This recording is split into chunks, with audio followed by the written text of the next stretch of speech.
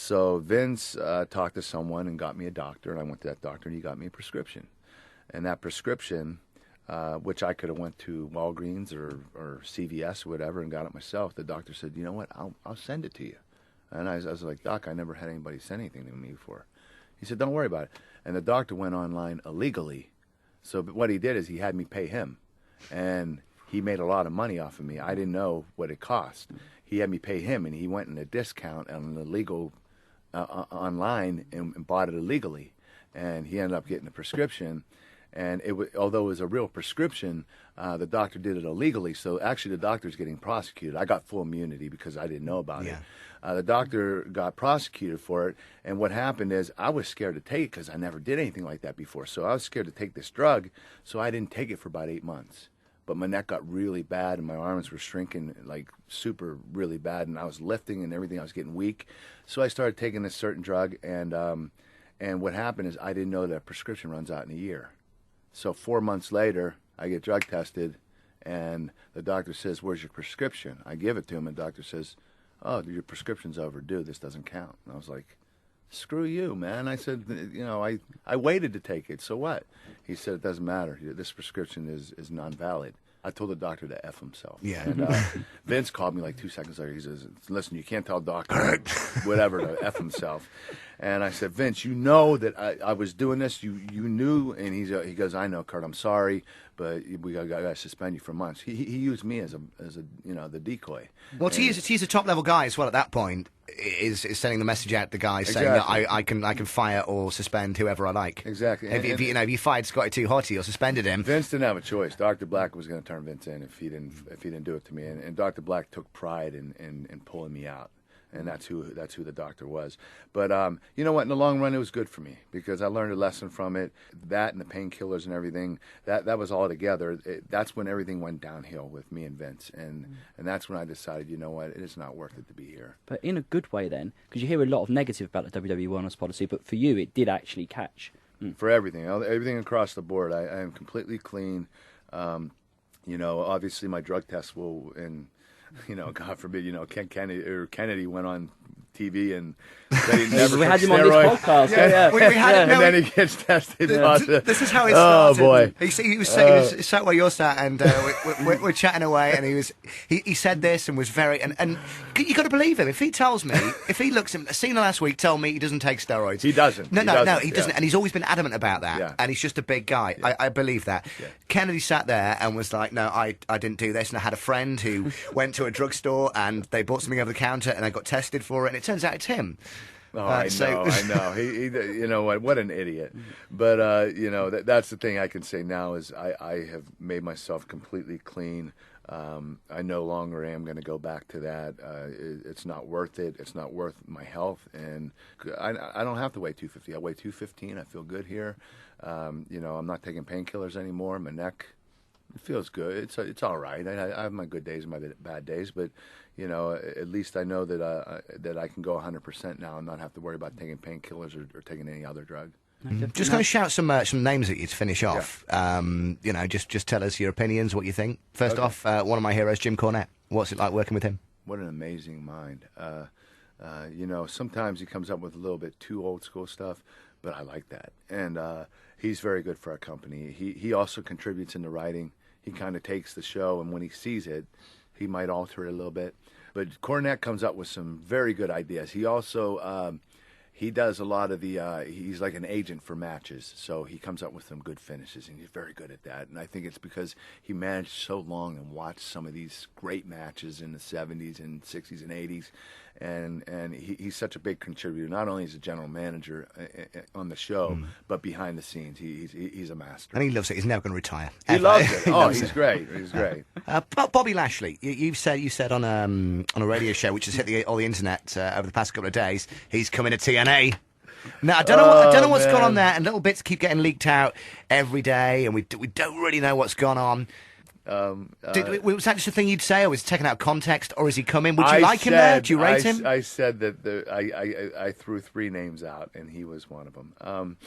That's because, of course, Bobby quit, so there is a possibility. Would I like him there? Yeah, he's untapped talent. Vince didn't do crap with him.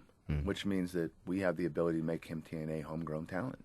Bobby Lashley hasn't done anything except wrestle for Donald Trump at WrestleMania, which means he didn't talk at all. He just went out and was his puppet, you know. So Bobby is untapped talent. He's very talented. He's still green, but I mean, his look, his body, his wrestling ability. He has the ability to be a great main eventer in TNA. So I hope we do get him. All right. This time next year, who do you say? Look, I'm putting the Kurt Angle stamp on this guy. One thing is, I really believe that Samoa Joe needs the title very soon, if not sooner.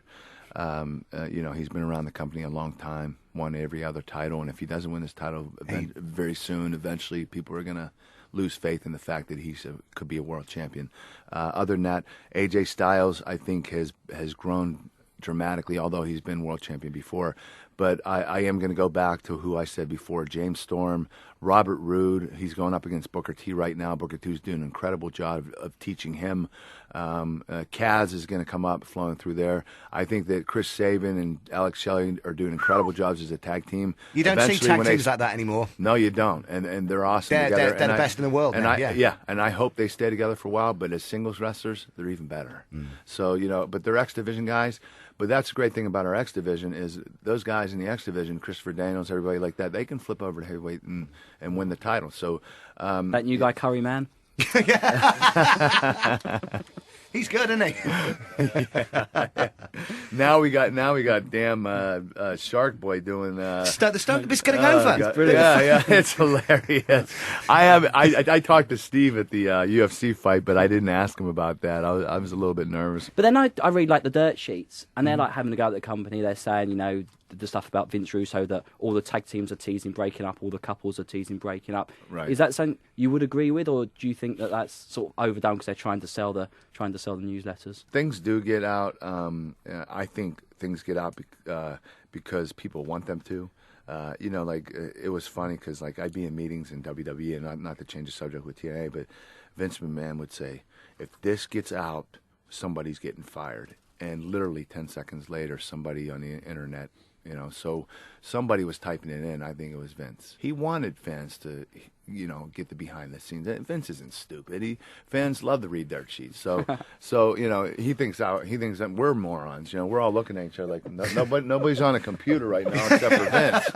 You know, so you know, I think you know, sometimes we will do that to either sway people, to make them think one thing when we're going to do another, or to make them think that is what we're going to do, and we're going to do it. So one way or the other, there's always a reason for it. But sometimes the boys slip, and whether they're bitter or sour about something, they might be talking, and it's something they shouldn't be doing. But yeah, I'd say about 70% of the stuff is BS, and the other 30 is probably true. Well, I'd love that. I mean, the only two genuine surprises over the past, you know, maybe 10 years are Kurt Angle turning up in TNA, and again, we have Sky News over here, but like Fox News in the States, and they come up with breaking news, you know, Clinton farts, and that's, you know, it's so, and TNA was getting to a bit of a point where it was this week an announcement that will change the face of TNA, and you're like, what is it? Well, you got a new set for Impact, new theme tune, what is it? And watch this, and it was like, no. Yeah. How many people knew? 3 people. Yeah, and if it would have leaked out, they would have gotten fired, and I was one of them. But everybody thought it was Goldberg, and the great thing about it was the crowd cheered louder that it wasn't him. They were so happy it was me, and that made me feel good because I mean Goldberg has had such a great, you know, history in wrestling. Obviously, he's not a great wrestler, but you know, his character did really well. So when the fans were even more excited that it was me, it was like, whoa, you know. Dixie Carter was even like, you know, and Goldberg even called her up and goes, do I still like have a chance to come? And Dixie goes, yeah, anything's possible, you know. And then she hung up on him. So you know, it was almost like, you know, Goldberg kept dabbling, you know, dangling the carrot to Dixie, and he wouldn't give it to her. So Dixie, it was like a screw you to Goldberg without actually saying, because Dixie's a big fan of his, but it was a big like, hey Goldberg, too bad, you know, we got someone bigger. The only thing I can remember is his match against Brock and what a dud it was. And well, nobody cared because they were both leaving. I know. And I told Brock, I knew Brock was leaving, and I said, listen, do not say anything until after Mania, because one, fans aren't going to care because Goldberg's leaving, and two, I said, Vince is going to have you lose.